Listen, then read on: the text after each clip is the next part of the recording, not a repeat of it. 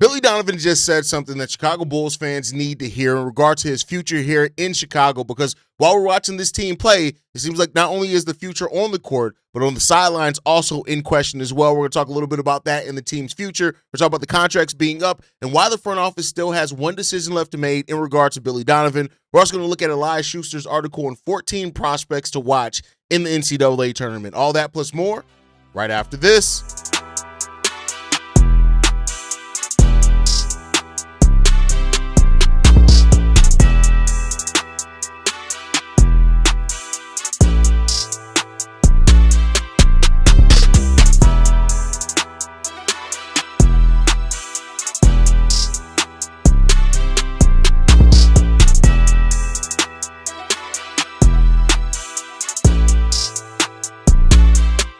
What's going on, Bulls fans? Welcome to another episode of Chicago Bulls Central, your number one spot for everything Chicago Bulls related. I'm the host there, Haize, but more importantly, you guys can follow the channel at Bulls Central Pod on every social media platform we happen to be on. With that said, let's go ahead and get into this content for today, y'all. And Billy Donovan's talked a little bit about his future. Now, this isn't the first time that we've heard stuff in regards to Billy Donovan's future. Casey Johnson, on an episode of his show about a month or so ago, talked about Billy Donovan's future and said that things are going to be evaluated when the front office and the head coach sit down at the end of the season to discuss the direction that the Chicago Bulls are on and what his future looks like in that direction for the Chicago Bulls. And for what it's worth as well, Billy Donovan was interviewed by Elias Schuster of Sports Illustrated, and Billy Donovan said this in regards to his future. I think we'll do the same thing we've always done. Sit down at the end of the year. We talk every day about the team, and clearly the biggest challenge for us has been the injuries and what we've gone through since the trade deadline. But just trying to get these new guys together, playing together, is where all our focus has been. The decisions you're talking about are decisions that are probably going to be made during the draft, during free agency, those things. So I think you should look at the team. Certainly there are guys on expiring contracts. Those guys are restricted contracts. So there'll probably be a lot of decisions to make, but we really haven't talked about those decisions at this point. Now, the question in that regards, it always comes down to Billy Donovan's future. Now, I've talked recently about and in regards to, Billy Donovan and sometimes the passes that he gets. Like, shout out to my boy Jamal over on Bull Central as well. He had also an episode in regards to Billy Donovan. But, more so for me, I look at it from the front office standpoint, right? We heard that this front office, they value the collaborative effort and relationship that's there between Billy Donovan and Mark Eversley and Arturas Karnisovas, right? And to me, you can't separate one from the other. You guys know I'm in the Discord. We have conversations in there. And a lot of times people try to place the blame on either the front office or either on Billy Donovan. And I think that the blame is all to go around. Like, has Billy Donovan had the best rosters in the world? No, he has not. Has Billy Donovan used the roster that he's had to the best of their ability? In some cases, yes. I do think, the DeMar DeRozan, Lonzo Ball, Zach LaVine, the one season that all those guys were healthy, before Lonzo and Zach went down at the end of the season and Zach comes back, Billy Donovan coached the hell out of that team. And I will give him credit for that. Coaching that team to a top 10 defense, considering Alex Caruso was in and out of that lineup. Yes, you had Lonzo Ball, but he was the only plus defender basically in the starting lineup. Patrick Williams was out most that year, who was supposed to be one of the guys to help that lineup have a better balance defensively. Yes, Billy Donovan, I think, coached that team really, really well. And after Lonzo went down, because Billy Donovan's system is so predicated on point guard play, I can't say that I feel the same afterwards. We didn't run many off-ball actions for Zach LaVine, despite him being a good off-ball player, right? The fact that when we did get Andre Drummond, there were several times where we're give Andre Drummond more run a little bit of him and Vooch in this certain matchup, and we didn't see Billy Donovan do that. Not to say every single night. So there are things that go there. Has he had the best rosters? No. That goes to AK and the dumb decisions that AK has made. Then I also look at Billy Donovan and say, how many times over the last 6 years have we seen Billy Donovan get out-coached down the stretch of a game, or the inability to call an inbounds play after a timeout, right? Not having the team together after a timeout, those type of things. Now, you can balance it out and say some of that also is on the player, some of that's also on the coach, and I get it. There are going to be people that do that, and it's fair, right? In no way am I saying that Billy Donovan needs to be the scapegoat for everything Chicago Bulls. I wouldn't say that at all, right? Arturas Karnisovas absolutely deserves, Mark Eversley absolutely deserves a lot of the pressure, regardless of how you want to put that. But the fact of the matter is this, and I've talked about this before, Billy Donovan is a coach that is on pace now to get, and he's going to. Now we've locked it in. He's going to have his 5th losing season 5th losing season out of 6 years in Chicago. And the 1 year that he did get an above 500 team, yeah, we won 46 games. We were a first-round exit in the playoffs, and we won 1 playoff game. There just have not been coaches that have not actually won something for their franchise, that 5 out of their 6 years of losing seasons, and they get to stick around and have the type of job security that Billy Donovan has. It's just the reality of it. But it all highlights to another thing. Billy Donovan's job is not in jeopardy unless Billy Donovan airs to the Chicago Bulls that either the direction that they're going in, he doesn't see himself fitting in that. He wants a new challenge after being here for 6 years and wants to go try something different. I fully do believe that Billy Donovan is going to be the head coach of the Chicago Bulls as long as he wants to be the head coach of the Chicago Bulls, or at least for the foreseeable future, right? And I just don't see this front office ever firing Billy Donovan. So this conversation that Billy Donovan is mentioning that's going to happen when he sits down with the front office in the offseason and stuff like that, as far as what the future holds for him and Chicago, we'll see, right? Everything is in flux right now. The roster's in flux. We don't know who we're keeping, who we're going. We don't know where we're going to have a draft pick. Billy Donovan, I don't think the head coach is in flux, but to say that's probably not the best thing, but everything should be evaluated. And that goes back to AK, and I said this a little while ago about Arturas Karnisovas, this, right, is that he's either going to have to dig 2 graves, him and Billy Donovan's, or he can stave off burying his own grave by firing a head coach and starting over. Now, there are going to be some Bulls fans that think AK shouldn't get another opportunity at another head coach. Hell, there are some that think he shouldn't get another opportunity to build this roster, and I understand that. Your feelings are heard, and I'll tell you this, they're fucking valid in the grand scheme of things as well, but you still got to look at this and say to yourself, what are we doing here? What do we really want to accomplish, right? And like I said, the attachment to Billy Donovan is going to be something that is going to always make me scratch my head. I don't understand it. I think that we've just seen so many things that just make it clear and evident with the fact that Billy Donovan is just not. He's not. I don't think that we are ever going to be able to put the roster together that Billy Donovan needs to be the best success version of himself, if that makes sense, right? I think that Billy Donovan is a guy that if you give him a roster with a bunch of stars to superstars, that he's going to be able to coach that team probably to a conference finals or and a finals or 2, right, over a stretch. But the fact is that the Bulls are a year away from being 5 years away in potentially having that. Right now, I say that and watch it happen sooner rather than later. We get some lottery luck or something, and maybe that's going to help be a big determining factor in this. I don't know. The lottery happens, in the middle of May. If Billy Donovan looks at it and says, all right, we got a top 4 pick, I'm excited, right? Does that reinvigorate him a little bit? Or does he look at it at the season meeting and say, hey, listen, we got another top 10 pick, great, but I don't want to sit here and wait 5 years for this team to be really, really relevant and these guys all to develop. I don't know what that means for Billy. And me saying 5 years is a bit of an exaggeration. It's probably will be more like 3, but I don't know, right? And it really comes down to what Billy Donovan wants to accomplish as a head coach. It comes down to, does he look at this situation in OKC? Did he learn from that, right?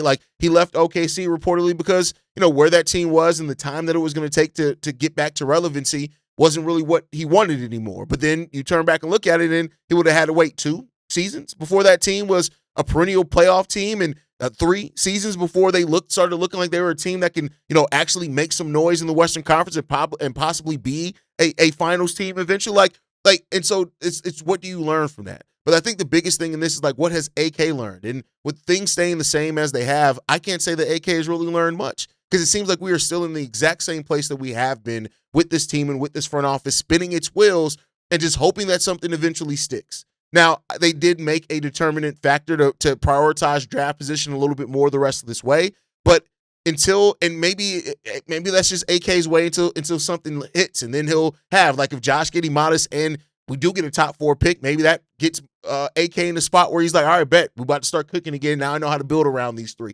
I don't know, right?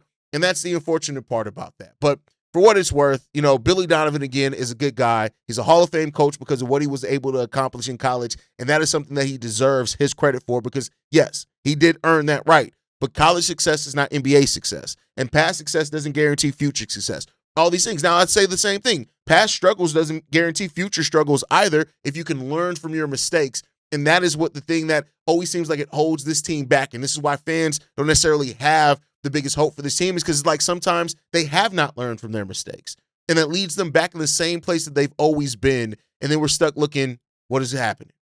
I guess we'll see. Right? That's all I can do is say that I guess we'll see, and we'll deal with it when we can deal with it. And that let that be it. So let me know what you guys think on that down below in regards to Billy Donovan and his future. How much job security do you think Billy Donovan should have, if any?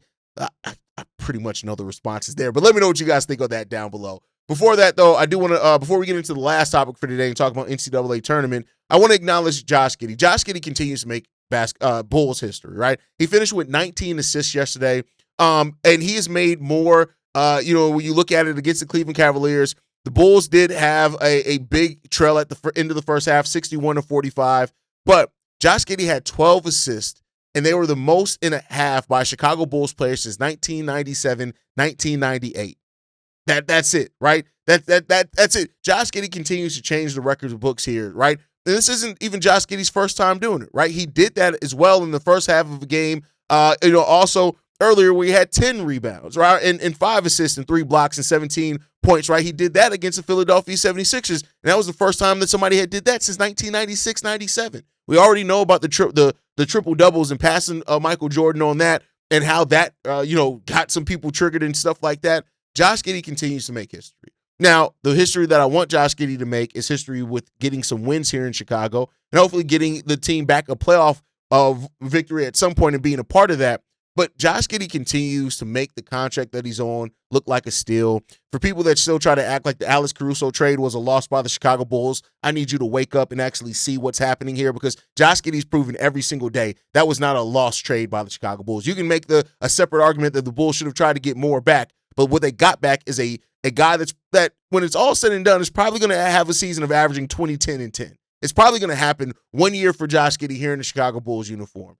Josh Giddey as the player that he is, and he is flawed, and he has his things that he's worked on and grown on already being here in the Chicago Bulls, but this is a guy that it's just so weird how people can see what he does, the effort that he gives, and still try to find a way to make it seem like it's less than what it is. And it seems like it's all rooted in the fact that we gave up Caruso, and some people are still so stuck on we didn't get a first-round pick back in that trade with Josh Giddey that it's just like you're completely overlooking the player who Josh Giddey is. And he is killing it right now. That 4-year, $100 million deal that he signed is going to look like a steal by the end of it if Josh Giddey keeps putting up these performances that he's putting up. Now, it'll be nice for more wins to come of it, but I can't put that just on Josh Giddey. That is a team thing and a roster thing and all that type of stuff. But at the same time, I just wanted to continue to acknowledge that Josh Giddey this season, the first full season for him being a Chicago Bull and playing his point guard on ball role. Big chunk of last season he wasn't playing that because he had to acclimate, and Zach LaVine was still here. But Josh Giddey in this first year, in the full year in this role, has done nothing but live up to it. Josh Giddey said at the end of last season that March Josh Giddey is closer to who he is as a player. And despite that little bit of stretch with injury, he has proven that that's true. And that's something that I love to be able to do, is hold players to the words that they say about themselves. And Josh Giddey is one of those guys that's proven that right. He's what he said about himself and the standard that he said about himself last year in that postseason presser when the season ended. He's lived up to that. And now we get to continue to see him grow and develop here in a Chicago Bulls uniform, at least for 3 more seasons, unless the Bulls decide to trade him for some second-round picks. Not going to happen. I'm just being silly with that one. I don't want to cause any more trauma. But I want to get into this article that was written by Elias Schuster. He pointed out 14 NBA draft prospects to watch in the first round of March Madness, which, that's going on now. Some of these guys have already played. Go and watch their games. For what it's worth, he left off Darren Peterson, AJ DeBonsa, and Cam Boozer, of course, because we already know what happens with that one. But he has this in tiers, right? So the first tier is maybe they fall. That's the tiers. Maybe they fall to where the Chicago Bulls are. What he has on here is Kingston Flemings out of Houston. Kingston Flemings has averaged 16.4 points per game, 5.3 assists, 3.9 rebounds, 1.6 steals as well. He is going to be playing. He did play yesterday against Idaho. So go and look at it. He's a little bit of an undersized player, but he still performs really well. And again, I know that a lot of Bulls fans don't want to really see a player, another guard drafted, because they want to see a center drafted. And I understand that. I'm not trying to crap on anybody for their feelings and thoughts when it comes to that one. But Kingston Fleming is a really solid prospect. I just don't know if he's the prospect that's going to make the most sense for the Chicago Bulls when it's all said and done. He could be, right? Like, it could be a bit of a reach as well, right? Like, I don't know what's going to happen there. The draft is really weird now after 4. Like, after 4, and even some could say at 4, because now they're starting some people are starting to project Wilson falls out of the top 4, which, you know, that's something that happened. But Kingston Fleming is an interesting prospect there that I'd say, you know, with the Houston Cougars, it's interesting one to look at and see what he ends up turning into and end up being. But, you know, 6'4", 190 pounds. They did lose, I think, in the NCAA tournament. But go and look up that game. Again, Kingston Fleming, a guy that's on Elijah Schuster's list here. Again, a team that already did play, so you guys can already have the results of that one. Another one is Keaton Wagler of Illinois. Now, you guys already know how I feel about Keaton Wagler and how I feel about Illinois, right? I have a whole Fight in the Lion Eye show that I have not done very consistently at all this year. I need to get back to that. Illinois did win today as well, which was good. They won 105 against Penn State, which was good to see them there continue to move on. Keaton Wagler's story is going to continue to grow. He's going to probably keep rising up some draft boards. He scored 18 points, going 7-14 in that game. So a lot of Bulls fans are already looking out for Keaton Wagler, so it shouldn't be really any surprise to see Keaton Wagler listed on a team like this. Next up, Darius Acuff. And this is a guy that a lot of you guys have been bringing up. 22.9 points per game, 6.5 rebounds, 3.2 assists. I love this kid in his motor. I think that this guy is he's a bucket getter. He's a scorer. He goes out there and scores. If you're looking for a scorer to go next to Josh Giddey, you can do a lot worse than Acuff, and it makes a lot of sense for him to be on a lot of Bulls boards as well. This guy absolutely scores. Now, the next tier of guys are guys in the Bulls range. Braden Burries out of Arizona is the next guy up in this one. He plays today, March 20th. He plays averaging 15.9 points per game, 4.7 rebounds, 2.5 assists, and 1.6 steals per game as well, right? And you look at him, he has the Arizona at the number 1 seed. Like, that's what he is. This is a guy that, you know, he may not have a bunch of highlight reel moves and stuff like that, but this is a guy that just goes out there and plays the game of basketball the right way. We've talked about his pluses, talked about his minuses, and, you know, some fans may not like that move, but if the Bulls were to do it, I don't necessarily hate it. Another guy that a lot of you guys have brought up is LeBaron Fillion out of Alabama. They play today as well. He's averaging 21 points, 4.7 assists, 3.2 rebounds, and 1.1 steals per game. This guy's a really solid scorer, right? And that's a good thing for it comes down to it. He plays with a really good pace that I think would fit next to Josh Giddey as well. You look at how he returned back to Alabama as well, and that's helped his draft stock rise also. And then you look at him; he's grown as a scorer at the rim, which is really good. He gets to the free throw line at a decent enough rate as well. I like it. And the question becomes about him, and Elijah Schuster has this written down as well, as that can he play off ball? And that's what you have to ask with a lot of these guys, especially if you want them as a backcourt mate with Josh Giddey. Can they play enough off ball? That's the question there. Next up, Nate Ament out of Tennessee. We've talked about this guy before as well. 17.5 points, 6.6 rebounds, 2.5 assists, and 1 steal per game as well. They will be playing their first game March 20th today as well at 3:20 p.m. Central Time. And Nate Ament, as just a player with tons of talent and potential, it's all there. You can't deny that the potential is there for Nate Ament. It just comes down to, again, fit is a big thing that you're looking at. Does he fall? Some mocks have him going as high as 7th in this draft. Does he fall to the Chicago Bulls? Now, he's a forward, which is good. Now, with the rise of Leonard Miller, SK being here, do the Bulls really look at wing as much as what they were previously reported at? They could, right? This guy's really young, 19 years old as well. I think he'll still be 19 when he's drafted, so look at that one. This guy offensive rebounds really well. Also, he assists really well. On top of that, really solid passer as well. Turnovers are a little bit of a concern, 2.3 turnovers per game. You want to get that, but he wouldn't be doing as much ball handling, even though he projects as maybe a point forward. Does him and Myers look good together? That's the question that you're asking there. But Nate Ament is a guy that fits the draft profile that we've seen AK love and kind of value before. Next up, Yaxel Lindenberg. Now, we've talked about this guy a lot at this point, ad nauseum almost. We've talked about Yaxel Lindenberg. And, it really comes down to a few different things for him. Age is a big thing for him, but he's tough. You can't deny the toughness. You can't deny the pedigree. You can't deny how he goes out there and he plays night in and night out. It just comes down to, how much of the ceiling is still going to be there for him. That's still the question. Now, he only had 9 points today when the Michigan Tigers did pass get past Howard. He only had 9 points. So if you're looking for performances on the big stage, that could be a little bit of a concern, but he is at least going to be playing again in the future, so you can still watch him in the NCAA tournament. Next up, they have Koa Pete here out of Arizona. Now, his team is going to be playing today on March 20th as well against Long Island. But this is a guy that's very physical as well, very similar to Lindenberg in that sense also. And teams could fall in love with him. And Elias Schuster points this out with his versatility and knowing that he has that strength to kind of fall back on. We'll see. He does have really good defensive switchability, which this team does need. So tons of defense, so that could definitely help as well. The next tier of players are potential risers. The first one that Elias Schuster has on there is Thomas Howell out of Florida. This is a guy that, again, 17 points per game. He looks really good. 3-and-D role players, how you project. My personal concerns about taking 3-and-D guys is that they don't always work out, right? But he moves off the ball well. He cuts to the rim really hard as well. He gives that effort for rebounds as well, and he really does give effort defensively. So look at him. Braylon Mullins is the next one up out of UConn in this one. You can watch him today also. 12 points. He's moved up mocks, and sometimes he's also moved down. An inconsistent season for him. A very young player. He still has big upside. I just really wouldn't want the Bulls to try to take him there. I think it would be kind of an AK pick, but I want AK to consider the floor a little bit more here personally.